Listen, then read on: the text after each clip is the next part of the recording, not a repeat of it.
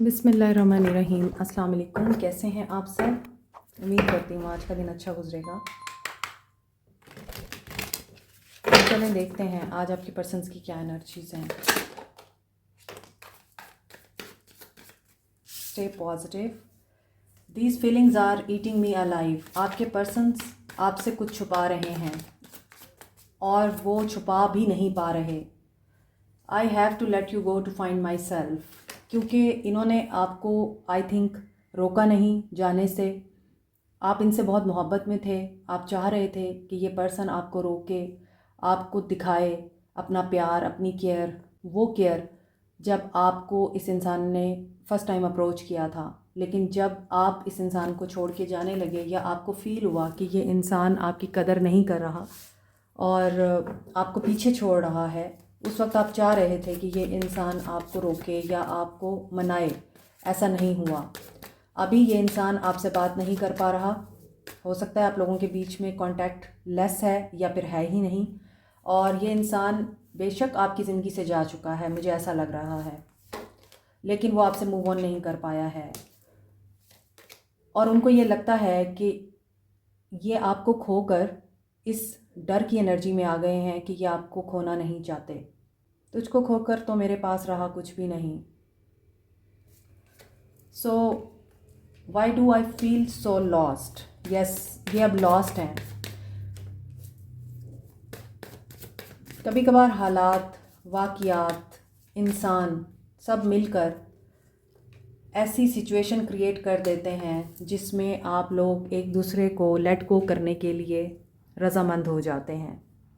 कभी कभार आप लोगों के लिए इस तरह के मामलात आ जाते हैं कि आपको एक दूसरे को छोड़ देना पड़ता है, ये सोच कर कि यही बेहतर होगा। लेकिन जब आप छोड़ देते हैं तभी तो आपको पता चलता है कि आप छोड़ नहीं सकते थे।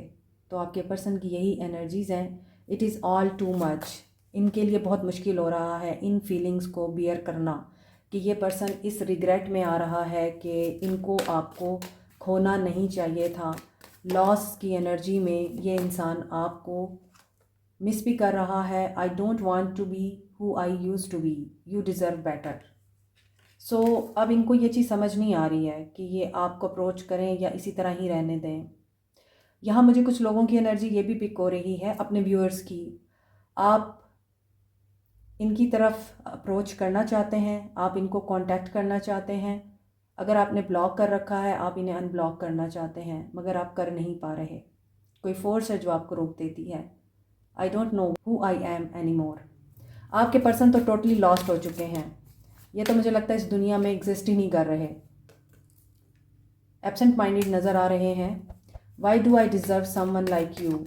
और ये अपने आप से ही क्वेश्चन करते हैं कि अच्छा इंसान हमेशा एक ही दफ़ा मिलता है आपको। जब वो खो जाए तो खो जाए, फिर नहीं वो मिलता। ज़िंदगी के सफ़र में गुज़र जाते हैं जो मकाम, वो फिर नहीं आते, वो फिर नहीं आते। Y do I feel this way.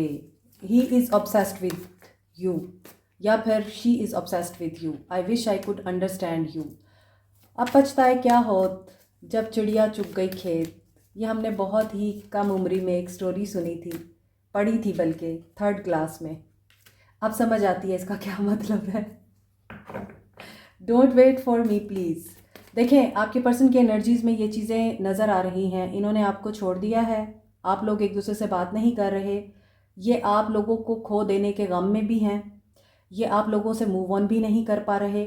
ये आप लोगों से बात भी करना चाह रहे हैं, लेकिन ये आपसे बात नहीं करेंगे। और ये आपको अंडरस्टैंड नहीं कर पाए जिस वक्त।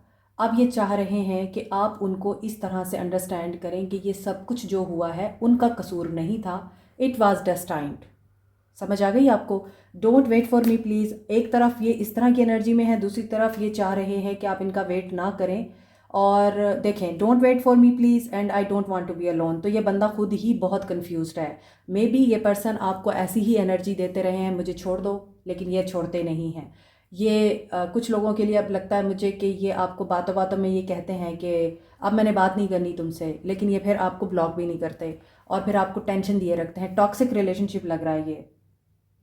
इस बंदे को अकेला भी नहीं रहना और इस बंदे को आपके साथ भी नहीं रहना।